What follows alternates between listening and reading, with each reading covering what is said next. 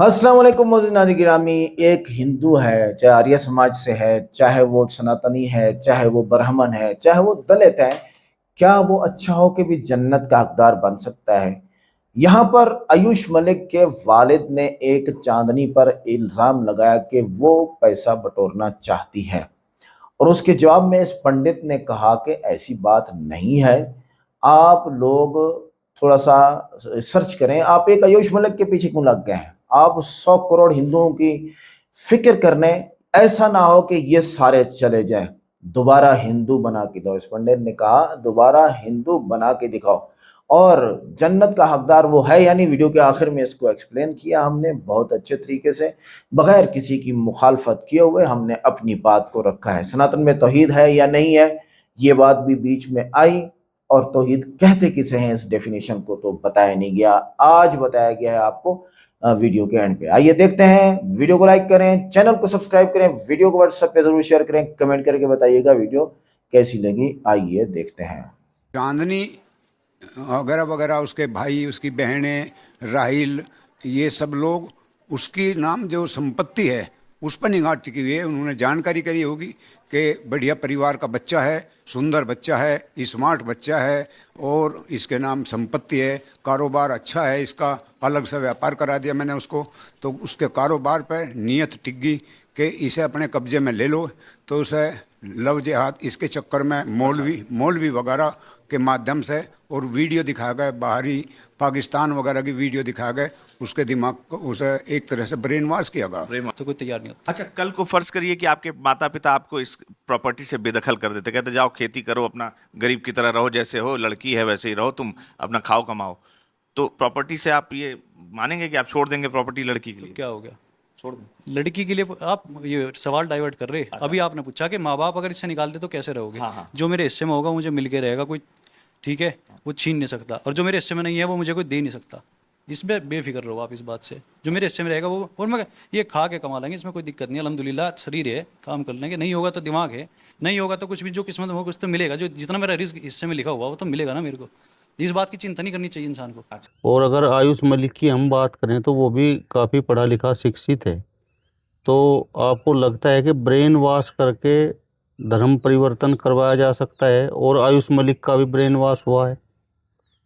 देखिएगा प्रियवर, brain wash ऐसे ही नहीं हो सकता है। ब्रेन वॉश अगर ऐसे ही हो सकता तो फिर सबका हो जाता। उसके पीछे कहीं ना कहीं कुछ न कुछ वजहें होती हैं। अगर एक व्यक्ति किसी चीज़ को छोड़कर दूसरी चीज़ को अपनाता है तो इसका मतलब यह है कि उसने वहाँ पर कुछ चीज़ कम और दूसरी जगह कुछ चीज़ बेहतर लगी है। पर ऐसा लगा क्यों है? वो इसलिए लगा है क्योंकि उसे उस चीज़ के बारे में जानकारी नहीं थी जिसे छोड़ करके जा रहा है, और उस चीज़ के बारे में जानकारी उसे मिल रही थी जिसको वो प्राप्त कर रहा है। तो इसका मुख्य कारण क्या है? जानकारी का अभाव है। मैं तो हमेशा एक बात कहता हूँ कि भाई धर्म परिवर्तन के चक्कर में कोई पड़े ही क्यों। मुसलमान है, अपनी जगह अच्छा बन जाए और देश के लिए, समाज के लिए, मानवता के लिए अच्छे काम करे। हिंदू है, अपने स्थान पर रहे। लेकिन सवाल इस बात का है कि हम इधर तो हाय हुल्ला करेंगे बहुत जोर लगा करके कि एक आयुष मलिक चला गया। हिंदुओं की संख्या अगर इस देश में हम 80 करोड़, 85 करोड़, 100 करोड़ जितनी मान लें, उसमें एक आयुष मलिक के जाने से गिनती में फर्क नहीं पड़ेगा, कोई फर्क नहीं पड़ेगा, इतना ही रहेगा। लेकिन हम एक आयुष मलिक को पकड़ करके रखेंगे, हम इस बात को नहीं सोचेंगे कि और कितने आयुष मलिक इस तरह से जा सकते हैं। मुद्दा आयुष मलिक का नहीं है, मुद्दा है यह है कि धर्मांतरण क्यों होता है। मैं तो ये कहूँगा पुनः कि वर्तमान समय में मुसलमान से भी हिंदू बन रहे हैं। मैं कहूँगा कि भाई उससे ही क्या होगा, वहाँ पर भी बहुत कमियां हैं, इधर भी बहुत कमियां हैं। इधर आकर के कुछ कमियां देखोगे तो क्या मिलेगा, आप यहाँ से उधर जाकर के कुछ कमियां देखोगे तो क्या मिलेगा। जहाँ पर हो बेहतर बन जाओ। और दूसरी बात मैं ये कहूँगा कि आज की तारीख में धर्म की शिक्षाओं की बहुत ज़्यादा ज़रूरत है, जो कि नहीं मिल रही हैं, कहीं पर नहीं मिल रही हैं। विशेष रूप से हिंदू धर्म में कोई व्यक्ति भी श्रीमद् भगवद गीता को नहीं पढ़ता है। एक छोटा सा ग्रंथ जिसमें 700 श्लोक में भी भगवान कृष्ण के कितने से थोड़े से श्लोक बैठेंगे, उनको भी नहीं पढ़ पाया है। पहले अध्याय को पढ़ने की वैसे भी ज़रूरत नहीं है। एक एक श्लोक भी पढ़ेगा तो आदमी 2 साल में पढ़ लेगा, एक एक श्लोक रोज पढ़ेगा। लेकिन वो तो पढ़ी नहीं है। आप पढ़ेंगे दूसरे धर्म की किताब को तो उससे प्रभावित होंगे ही। तो जाहिर सी बात है आगे हम क्या कर सकते हैं, इस बात पर विचार करना ज़्यादा ज़रूरी है। एक बंदा चला गया, उसको ज़्यादा आप उस व्यक्ति को हीरो बनाने की कोशिश मत करो। मैं शर्त रखता हूँ, उसको दोबारा आप हिंदू बना करके दिखा दो, नहीं बनेगा। हाँ, अगर वो एक नंबर का कायर बंदा हुआ तो बात अलग है, लेकिन जो मुझे उसकी बात देखते हुए लगी है, जिस ढंग से वो बोल रहा है, मुझे वो बड़ा टैलेंटेड सा बंदा लग रहा है। बोलने में वो मुझसे तो बहुत अच्छा बोलता है। मैं तो कहूँगा कि मुझे तो बहुत कम व्यक्ति इतना अच्छा बोलते हुए देखे हैं। बड़े धड़ाके से बोलता है, भले ही उसकी शब्दकोश में जो है कैसे शब्द हों वो बात मायने नहीं रखती। आत्मविश्वास बहुत ज़्यादा है, तथ्यपरक बातें कर रहा है अपनी तरफ से, कोई ऐसी बात नहीं है। तो दूसरे विषय हैं जिन पर सोचना चाहिए, ये विषय बहुत बड़ा नहीं है। दूसरी बात, अगर कोई हिंदू लड़की मुसलमान लड़के के साथ में शादी कर लेती है, फिर कहेंगे इसको बरगलाया गया है, इसका ब्रेन वॉश कर दिया गया है, अब ये ब्रेन वॉश करके मुसलमान हो गई। अब कोई मुसलमान लड़की हिंदू लड़के से शादी करती है तो कहेंगे इस लड़के का ब्रेन वॉश कर दिया है। ये क्या बात होगी, ये तो विपरीत बात। ये लड़कियां लड़कों का ब्रेन वॉश करती हैं या लड़के लड़कियों का करते हैं, पहले तो ये कंफर्म कर लो आप। दूसरी बात ये कि अगर वो लोग ही ब्रेन वॉश करते हैं, इट मीन्स कि उनके पास में कुछ चीजें आपसे ज्यादा बेहतर होंगी, तभी तो बोले कि नहीं हमारे पास बेहतर हैं, मानते हैं सनातन में किसी चीज की कमी नहीं है। ये इतना व्यापक है कि यहाँ हर एक विचार है, तो यहाँ हर चीज अवेलेबल है, पर आप बताते ही कहाँ हैं, और जो बताते हैं उसकी कोई सुनता ही कहाँ है, उसकी कोई नहीं सुनता है। तो मूल बात यह है कि जितने भी मंदिर हैं वो ज्ञान के प्रचार के लिए होने चाहिए, पर ज्ञान का प्रचार वहां से होता नहीं है। अगर हो तो प्रत्येक हिंदू को पता हो कि वास्तविकता क्या है और हमारे धर्म की शिक्षाएं क्या हैं, लेकिन वो होता नहीं है। और जब वो नहीं होगा तो फिर किस काम के आपके धार्मिक इंस्टीट्यूट, और फिर इस तरह की चीजें तो होंगी। महाराज जी, तलवार के डर से तो आयुष मलिक ने सलवार नहीं पहना होगा, ये तो जाहिर सी बात है। तो मतलब ये मान लिया जाए कि कहीं ना कहीं उसे इस्लाम धर्म में, मुस्लिम धर्म में कुछ बातें अच्छी लगी। अब डर वाली तो बात नहीं रही। अब तो डरेगा तो मुसलमान डरेगा। यहाँ पर सरकार जो है हिंदूवादी सरकारें हैं, डरेगा तो मुसलमान डरेगा, डर वाली तो बात नहीं रही ना। अब तो बात प्रभाव वाली रह गई है। तो प्रभावित हुआ है, प्रभावित इसीलिए हुआ ना। अब मान लिया आपके घर में एक बहुत बड़ा असले का एक कमरा है, बड़ों ने कोई शस्त्रागार बना रखा है, और वहां पर राइफल भी है, बंदूक भी है, तलवारें भी हैं, तमंचे हैं बहुत सारे। एक चोर आए पीछे से, सबसे पहले शस्त्रागार को आपके तोड़ दे, तोड़ करके वहां से एक राइफल निकाले, और सामने जो आप लेटे हुए थे, बाहर लेटे हुए थे कमरों के, गर्मियों का मौसम था, आपको बंदूक दिखाकर लूट कर ले जाए। सुबह लोग आए, कैसे लूट कर लेकर गए, कितने आदमी थे कि 2 आदमी थे। आप परिवार के कितने लोग थे कि परिवार के तो हम यहाँ पर 10 लोग थे। 10 लोगों को 2 लोग कैसे लूट कर ले गए कि उनके पास हथियार था, राइफल थी। आपके पास नहीं था क्या हथियार? कि हाँ था, तो उस कमरे में रखे थे हमारे हथियार, तो उसका बाहर से ताला बंद था, तो अपने हथियार को एक कमरे में रख के ताला बंद कर लिया, उसी में से हथियार चुरा कर आपको लोग लूट करके ले जा सकते हैं। आपने भी अपने शास्त्रों को ताला लगा करके बंद कर दिया है, आपने भी अपने ज्ञान को ताला लगा करके बंद कर दिया है। तो जाहिर सी बात है फिर सामने वाले के पास एक भी हथियार होगा वो आपको लूट कर ले जा सकता है। मैं ये नहीं कह रहा कि उनके पास एक ही हथियार है, नहीं, मैं एक उदाहरण दे रहा हूँ। हम ये कहें कि हम किसी को छोटा क्यों बताएं, लेकिन हम इस बात को समझें कि हम कितने विशाल हैं, कितने विराट हैं। हिंदू धर्म में हर एक विचार को साथ में लेकर चलने की क्षमता है। यहाँ बाप आर्य समाजी और बेटा सनातनी हो सकता है, और बहू फिर धन निरंकार से आ सकती है, और धन निरंकार की जो बहू आई है उसका भाई राधा स्वामी सत्संग व्यास से दीक्षित हो सकता है, और सारे के सारे रिश्तेदार भी हैं और एक घर में भी मिल करके रह सकते हैं। इतनी ज़्यादा सहिष्णुता और इतना ज़्यादा अगर व्यापक दृष्टिकोण देखें दुनिया में किस स्थान पर है। तो यहाँ पर भी अगर कोई हिंदू धर्म को छोड़कर जाता है, जहाँ हर चीज़ है, आप किसी चीज़ को माने हर चीज़ है, तो फिर मैं समझता हूँ कि इसका कारण यही है कि हम ना तो धर्म की शिक्षा बच्चों को दे रहे हैं और ना ही हम धर्म की ज़रूरत समझ रहे हैं। हकीकत बात तो यह है कि जो यहाँ पर शिक्षा देने लायक लोग हैं ना, वो तो धर्म से दूर होने लगे हैं। उन्हें तो अजीब लगने लग गया है कि ये दुनिया बेकार की है। वो तो केवल अपना परमात्मा के नाम में लगे हुए हैं, क्योंकि ये समाज उन्हें स्वीकार ही नहीं करता है। महाराज जी, क्या आयुष मलिक चांदनी कुरैशी के प्यार में पागल हो सकता है? देखो, मैं तो ये कहूँगा कि हो तो कुछ भी सकता है। हम इस बात को क्यों कहें कि नहीं हो सकता है, लेकिन कई चीज़ें ऐसी बताई जा रही हैं जिनको देख करके ऐसा लगता है कि केवल प्यार में पागल होने का मामला नहीं है। अगर प्यार इतने ही शीर्ष पर चढ़ा हुआ होता तो आपस में एक दूसरे से इतना ज़्यादा दूर न रहते वो जितना दूर हैं। और मतलब कुछ इस तरह के परिस्थितियां दिखाई जा रही हैं, बताई जा रही हैं कि ये प्यार में पागल होकर धर्मांतरण का मामला नहीं है।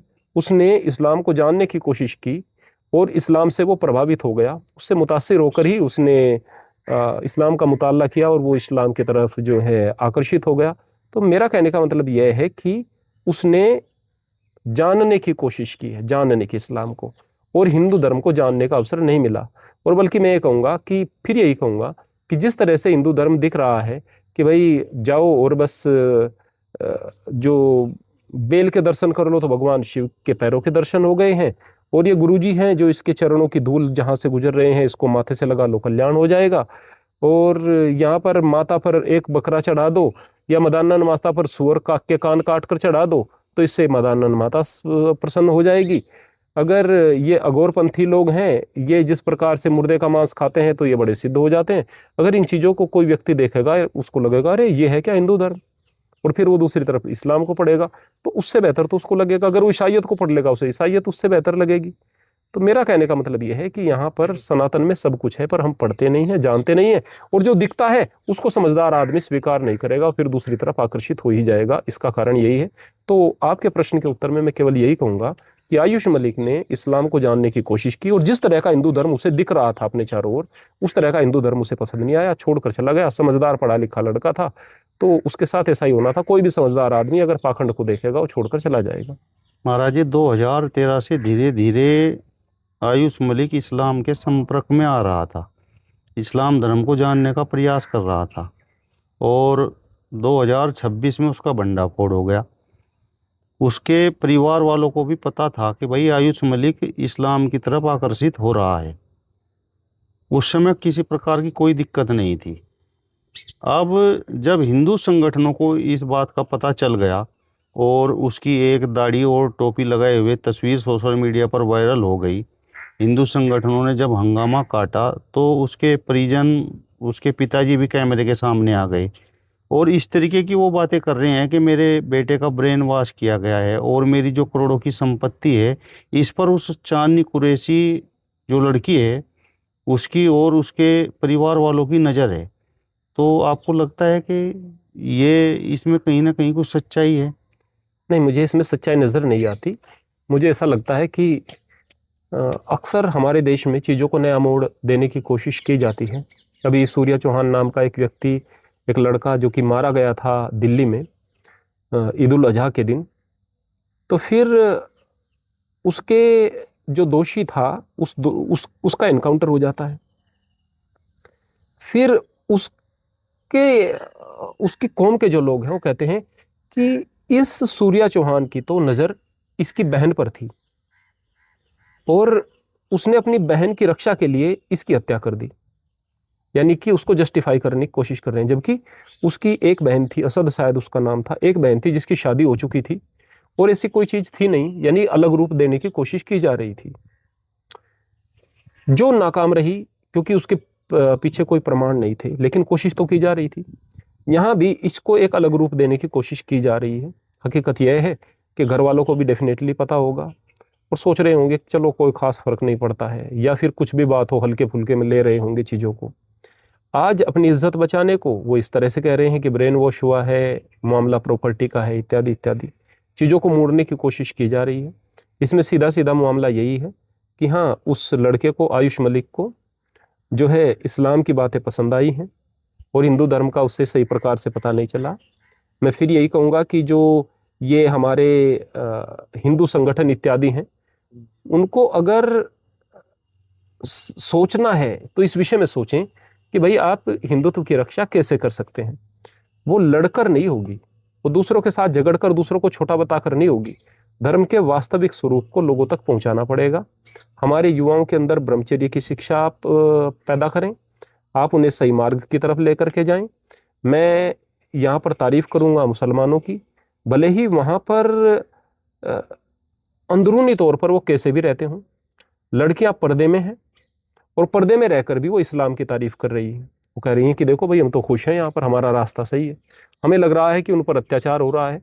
अरे अत्याचार हो रहा है तो उन पर हो रहा है ना, उन्हें तकलीफ नहीं है, आपको तकलीफ क्यों? हमारी बच्चियां नंगी भी घूम रही हैं, उसके बाद भी गाली दे रही हैं कि हम पर अत्याचार हो रहे हैं। वो बिल्कुल नंगी घूमे, शराब रात को पिए, उसको कहेंगे स्वतंत्रता, और फिर कहेंगे कि अगर कोई उनको गलत कह देगा कि तुम्हारी नज़रों में दोष है, तुम्हारा ये है। यानी कि नंगापन, बेहयाई, मर्यादा तोड़ना वो आपके पास में है और उसके बाद में आपकी शिकायतें ख़त्म नहीं हो रही। तो सोचने की बात तो ये है ना, देखने की बात तो ये है ना, इन चीज़ों को देखो ना। आपके संस्कार मर रहे हैं, आप धर्म की तरफ देख नहीं रहे, धर्म का ज्ञान नहीं ले रहे, धर्म का ज्ञान देने वाले कोई नहीं है, तो इससे तो धर्म की हानि होगी और नुकसान होगा। इन चीज़ों को देख नहीं रहे, एक आयुष मलिक के पीछे पड़ जाओ आप। सवाल ये नहीं एक आयुष मलिक गया, सवाल ये है कि इस रास्ते को बंद होना चाहिए और पुनः आपको धर्म जागरण के लिए और धर्म के अंदर जो गलतियां आई हैं उनके लिए प्रयास करना चाहिए। महाराज जी, चांदनी कुरैशी ने आयुष मलिक के साथ निकाह कर लिया और आयुष मलिक हिंदू धर्म छोड़कर मुस्लिम बन गया। अगर चांदनी कुरैशी आयुष मलिक से निकाह कर लेती, शादी कर लेती, और आयुष मलिक हिंदू ही बना रहता, जाट ही बना रहता, तो फिर हिंदू संगठन बड़े खुश होते। मतलब इसके पीछे वजह क्या है? देखो, ऐसा दोनों स्थानों पर होता है। मुसलमान लड़का अगर हिंदू लड़की को लेकर के आता है और हिंदू संगठन अगर कोई इसका विरोध नहीं करते तो मुसलमान बड़े खुश होते हैं। देखो भाई, बड़ा अच्छा किया है, सवाब का काम है, किसी को तुमने जन्नत का हकदार बना दिया। क्योंकि कितना भी अच्छे काम कर ले हिंदू, वो तो जन्नत का हकदार तो हो ही नहीं सकता है। तो एक व्यक्ति को जन्नत का हकदार बना दिया तुमने मुसलमान बना दिया, तो वो खुश होते हैं। ठीक ऐसे ही अगर कोई मुसलमान लड़की को हिंदू लेकर आता है, अरे ये तो नर्क में थी, देखो अब इसको दूसरी शादी की दिक्कत नहीं रहेगी, इसको स्वतंत्रता मिलेगी, ये आज़ाद हो गई है, इसको ऐसा नहीं कहा जाएगा कि औरत खेतियाँ होती हैं, इसको हलाला से नहीं गुजरना पड़ेगा। अगर कोई ऐसी बात होती है तो उसको इस तरह दृष्टिकोण से देखेंगे। दूसरे में कमियां और अपनी अच्छाई देखना, यह लोगों का काम होता है। और फिलहाल हिंदुत्व जो है वो पावर में है।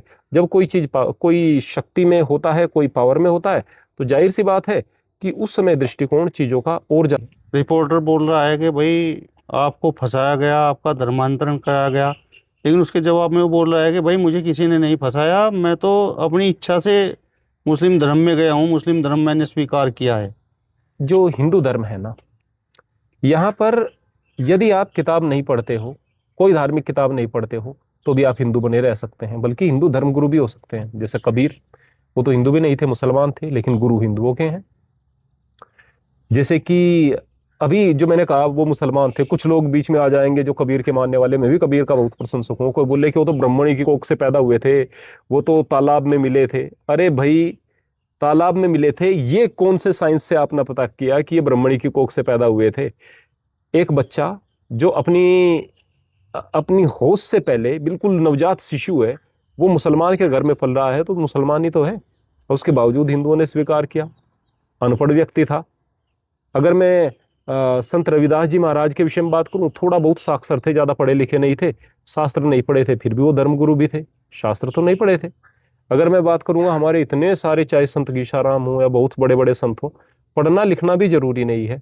विद्वानों के बारे में बात करें तो आदि गुरु शंकराचार्य थे, ऋषि दयानंद थे, और उससे पहले हमारी गुरु परंपरा में इतने सारे गुरु थे, इतने बड़े बड़े ऋषि महर्षि, इतने सारे ग्रंथ लिख कर गए। विद्वता की भी कमी नहीं है। साकार को मानते हैं तो आप साकार को मानकर, मूर्ति को मान करके परमात्मा से जुड़ सकते हैं। निराकार को मानते हैं तो किसी संत मत से भी जुड़ सकते हैं जो निराकार को मानते हैं। आप अगर यह मानते हैं कि ईश्वर एक है और कट्टरता से ईश्वर को एक ही मानना है और ईश्वर की किताब को भी मानना है, तो आर्य समाज मानता है कि ईश्वर की किताब वेद है। आर्य समाज मानता है कि ईश्वर निराकार है, उसका कोई आकार नहीं है, तो आप आर्य समाजी बन सकते हैं। यहाँ पर कौन सा विचार है जो यहाँ पर इस संस्कृति में नहीं मिलेगा? लेकिन हम किसी भी चीज का ज्ञान अपने बच्चों को नहीं दे रहे हैं। हम किस चीज में पड़े हुए हैं? हम पड़े हुए हैं कमाई धमाई हो, दुनिया में नाम हो, दुनिया में हमारी तरक्की हो। जो मंदिर में बैठे हुए लोग हैं वो इस बात को सोच रहे हैं हमारे पास ज़्यादा से ज़्यादा लोग आएँ, ज़्यादा से ज़्यादा चढ़ावा चढ़े, भले ही हम कितना भी पाखंड फैला दें। अब पाखंड चारों ओर देखेंगे, जो भी पढ़ा लिखा बंदा होगा, समझदार बंदा होगा, वो देखेगा अरे ये तो पाखंड है, धर्म कहाँ है, पाखंड है। अब धर्म के वास्तविक स्वरूप का उसे पता नहीं चला, क्योंकि वो बताने वाले नहीं, वो यहाँ पर कोई सिस्टम नहीं। दूसरे लोग अगर कोई अपने धर्म के बारे में बताएंगे, हाँ असली बात तो यहाँ पर लिखी हुई है, फिर वो उस चीज़ से प्रभावित हो ही जाएंगे। तो दिक्कत है आगे की। आगे आप क्या कर रहे हैं? आयुष मलिक अपनी मर्जी से गया है, अपनी मर्जी से गया है, उसको जाने दो भाई, उस बात को यहीं पर छोड़ दो, उसको बहुत बड़ा हीरो मत बनाओ। आप आगे की देखो कि आगे अपने बच्चों का भविष्य किस तरह से आप तय करना चाहेंगे। यहाँ पर जो मुसलमान बने हुए हैं, कितने सारे जाट हैं जो मुसलमान बने हुए हैं। आज जाट जो जवान लड़के हैं वो कहते हैं कि हम तो जाट हैं, हम ना हिंदू हैं ना मुसलमान हैं, हम तो जाट हैं, सिर्फ जाट हैं। हिंदुओं में जैसे जाट हैं ऐसे मुसलमानों में भी जाट हैं। हमारा तो हमारी तो यूनिक आइडेंटिटी है, यूनिक हमारा डीएनए है, हम तो जाट हैं, ऐसे गुज्जर भी कह रहे हैं। तो आप उस बात को तो ऐसे ही नज़रअंदाज कर देते हैं कि इतने सारे जाट मुसलमान बन गए थे, इतने गुज्जर मुसलमान बन गए थे। मार्शल कौम तो गुज्जर भी अपने आप को कहती हैं, जाट भी कहते हैं। कैसे बन गए थे वो, है ना? क्या वो सारे के सारे जबरदस्ती बने थे? नहीं, सारे के सारे जबरदस्ती नहीं बने थे। कुछ जबरदस्ती भी बने हैं, कुछ लालच में भी बने हैं। लालच कैसे? कि भाई मुसलमान होना आसान था, जजिया भी नहीं देना पड़ता था, बादशाह की नज़रों में भी अच्छा होते थे, सरकारी सुविधाएं भी मिलती थी, तो मुसलमान होना आसान था। हिंदू बना रहना कठिन था, जजिया भी देना पड़ता था, अजीब नज़र से देखा जाता था, सुविधाएं नहीं थी, तो वो कठिन था। तो उस आसानी के चक्कर में बन गए। कुछ इसलिए भी बन गए क्योंकि उनको उनके विचार अच्छे लगे। यहाँ पर लगा कि भाई भेदभाव है, यहाँ पर लगा कि बहुत पाखंड है, वहाँ पर चीज़ें ठीक ठाक लगी क्योंकि उस धर्म को बताने वाले लोग विद्यमान थे, यहाँ इस धर्म को बताने वाले नहीं थे। तो जिन भी कारणों से पहले धर्मांतरण हुआ है, उन कारणों में से कुछ चीज़ें तो आज भी हो सकती हैं। जैसे कि मुसलमान होने में सुविधा आज नहीं है, डर नहीं है। आज क्या हो सकता है? आज वो लोग जो कि आपके धर्म से अलग है, भले ही वो मुसलमान हैं, भले ही वो ईसाई हैं, अपने धर्म के बारे में बताकर आपको प्रभावित कर सकते हैं। लेकिन यदि आप अपने धर्म के बारे में जानते हैं तो आप सवाल करेंगे, देखो भाई मैं आपके इस्लाम की भी इज्जत करता हूँ, देखो भाई मैं ईसाइयत की भी इज्जत करता हूँ, लेकिन मुझे ये बताओ कि हिंदू धर्म में क्या नहीं है जिसे छोड़कर आए। तो कहेंगे कि यहाँ पर तो एक ईश्वर है। तो कहेंगे भाई हम तो आर्य समाज को मानते हैं, हमारे यहाँ आर्य समाज कट्टरता से एक ईश्वर को मानते हैं। आप तो ये भी कहेंगे कि सातवें आसमान पर है। आर्य समाज तो यह कहता है कि वो निराकार है, वो तो एक देशी नहीं हर स्थान पर व्याप्त है, वो तो बहुत ज्यादा विस्तृत है। फिर कहेंगे कि हमारे पास एक किताब है, उसका नाम कुरान है। बोले हमारे पास तो वेद है, हमारी भी एक किताब है, उसी के 4 भाग हैं, एक ही किताब है। वेद का मतलब है ज्ञान की किताब और वो ईश्वर की किताब है, तो आप ये कह सकते हैं। वो कहेंगे कि देखो भाई हमारे यहाँ तो बहुत ज़्यादा साफ सफाई रखने का विधान है, हम तो यहाँ पर कई अपने तरीके बताएंगे। तो हिंदू धर्म की स्वच्छता के विषय में बता सकते हैं। संध्या उपासना तो आप कर नहीं सकते स्नान के बगैर, मंदिर जा नहीं सकते हैं स्नान के बगैर। आप यहाँ पर इस बात का हवाला दे सकते हैं कि आप सर्वेक्षण कर लीजिएगा कि हिंदू ज़्यादा साफ सुथरे रहते हैं या मुसलमान रहते हैं। आप जितने रहते होंगे उससे ज़्यादा ही हिंदू रहते होंगे। 10 चीज़ों का जवाब दे सकते हैं ना, पर तभी तो होंगे ना जब आपके पास में तथ्य होंगे। किसी का अपमान मत करो, मुसलमान का भी अपमान मत करो, वो भी अपनी स्वतंत्रता से अपने धर्म का पालन करें, हिंदू भी स्वतंत्रता से अपने धर्म का पालन करें। लेकिन यदि कोई आपको प्रभावित करने की कोशिश करे तो आपके पास में कुछ तथ्य होने चाहिए जिसका जवाब दे सको। इस विषय में तो हम सोच नहीं रहे, एक आशु मलिक के पीछे पड़े हुए हैं, एक आशु मलिक जो कि आपके पास आना नहीं चाहता। आप आगे की बात सोचो ना। तो नाज़रीन गिरामी, आज की इस इंटरव्यू में वीडियो में आपने देखा आयुष मलिक के वालिद ने जो बात की है चांदनी के बारे में। आयुष मलिक यानी मोहम्मद अली जो कि नौ मुस्लिम हैं, उनकी बीवी के बारे में कि ये लोग हमारी जायदाद के ऊपर नज़र रख के मुसलमान हमारे बेटे को मुसलमान किया। यहाँ पर कॉन्फ्लिक्ट है, तजाद है, साफ ज़ाहिर है। जैसे मैंने पिछली वीडियोज़ में भी ये बात की है कि आयुष मलिक यानी मोहम्मद अली और आयुष मलिक जो उसका हिंदुआना नाम है, वही कह रहे हैं कि भाई अगर आप ये कहते हैं कि चांदनी की नज़र माल पे है, आपके माल पे, आप मुझे 1 रुपया मत दो। देखे ना, तो यहाँ पर आयुष मलिक का वालिद गलत साबित होता है। आगे सही मज़हब की तालीम हासिल करना कितना ज़रूरी है, ये जो पंडित ने बातें की है ना, इन बातों में उसने काफ़ी ऐसी बातें की हैं जो इस्लाम बातें करता है। आर्य समाज मैं आगे इसको करता हूँ। तो इस्लाम क्या कहता है? इस्लाम ये कहता है कि इल्म हासिल करो, माँ की गोद से जो है वो कब्र तक, मरते दम तक हासिल करो, सीखते ही रहना है, सीखते ही रहना है, सीखते ही रहना है। यही बात वो कह रहे हैं कि मज़हब की तालीम करो। हज़रत मोहम्मद सल्लल्लाहु अलैहि वसल्लम ने फरमाया कि अपने बच्चों को तालीम दो, उसको इस्लाम सिखाओ, दीन सिखाओ, और मज़हब की तालीम नहीं होगी तो फिर मसाइल हैं। एक तो ये बात, दोबारा हिंदू बना करके दिखाओ, नहीं बना सकते। ये तो अल्लाह का काम है किसी को मुसलमान बनाना और किसी को इस्लाम से निकालना, ये याद रखिएगा, ये अल्लाह करता है। किसी को मुसलमान बनाता है तो क्यों बनाता है? कि उसकी चाहत है, वो स्टडी करता है, कंपेयर करता है हिंदू मज़हब को और इस्लाम को, और वो देखता है कि यार नहीं, इस्लाम में ये खासियात हैं जो हिंदू मज़हब में नहीं है, तो वो इस्लाम ले आता है। अगर कोई मुसलमान हिंदू बनता है इंडिया में तो वो डर और खौफ से बनता है, ये मैं गारंटी देता हूँ। डर और खौफ ये है कि भाई सारी कम्युनिटी हिंदू है, मैं अकेला मुस्लिम हूँ, किसी वक्त भी गला काट देंगे, और ऐसे हो तो वो मैंने देखा है वीडियोस के अंदर। तो भेदभाव है, वो बात तो हिंदू ने, पंडित ने खुद की है।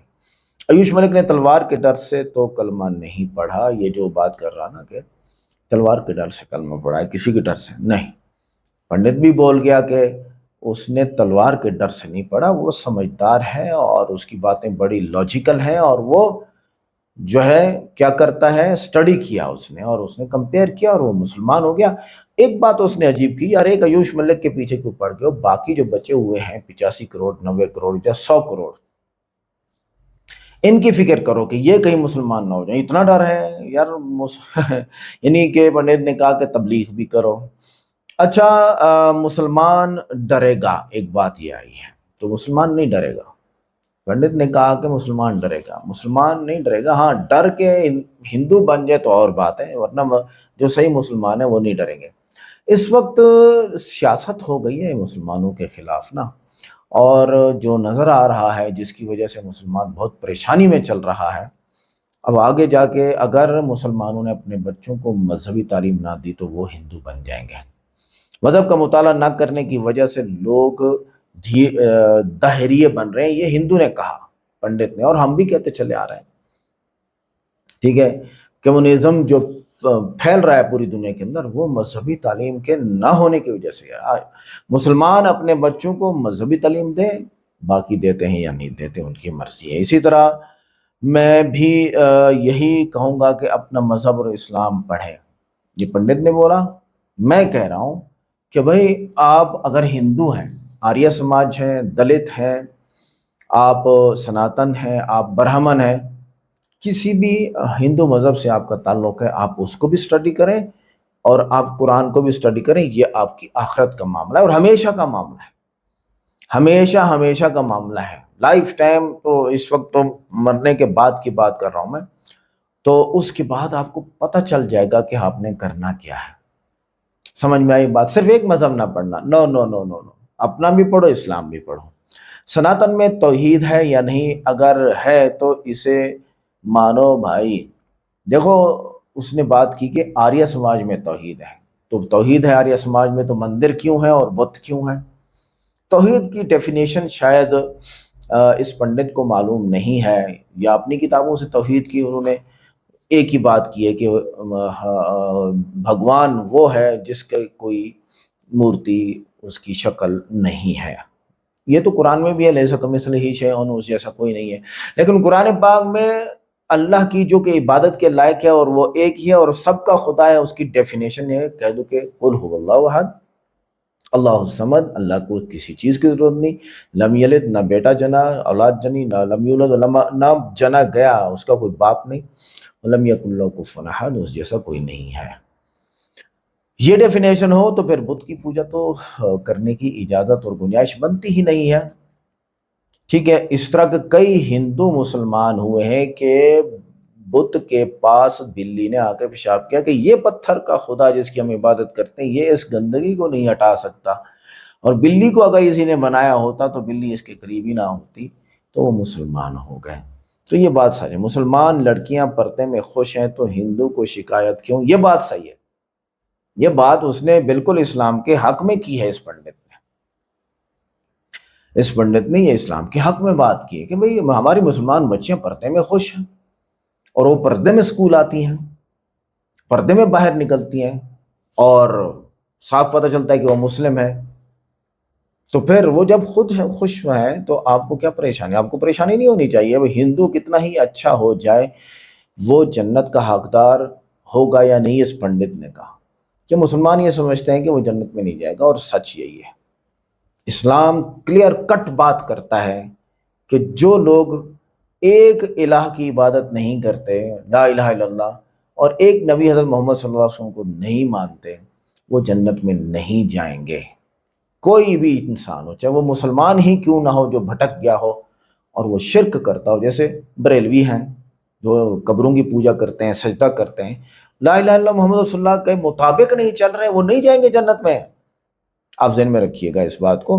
लिहाजा यहाँ पर हमारा चीज़ों को क्लियर करना मकसूद है इस वीडियो के अंदर। और पंडित ने कहा कि हलाले जैसी सूरतें मौजूद हैं। देखें, इस्लाम में अगर हलाला होता तो हज़रत मोहम्मद सल्लल्लाहु अलैहि वसल्लम हलाला करने और कराने वाले को लानती ना कहते। तो इस्लाम के अंदर तो हलाला नहीं है।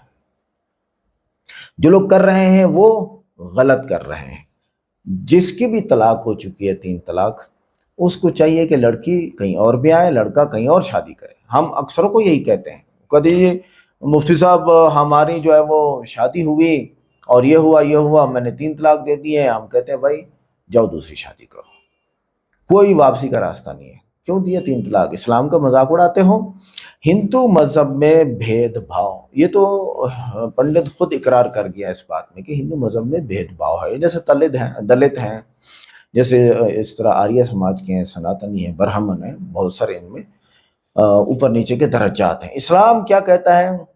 हज़रत मोहम्मद सल्लल्लाहु अलैहि वसल्लम फरमाया, ना काला गोरे से बेहतर है, ना गोरा काले से बेहतर है, ना अरबी अजमी से बेहतर है, ना अजमी अरबी से बेहतर है। कुरान में इसका फैसला, इन्ना अक्रमकुम इंदल्लाहि अतकाकुम, कि तुम में सबसे ज्यादा अल्लाह के करीब वो है जो सबसे ज्यादा अच्छा है।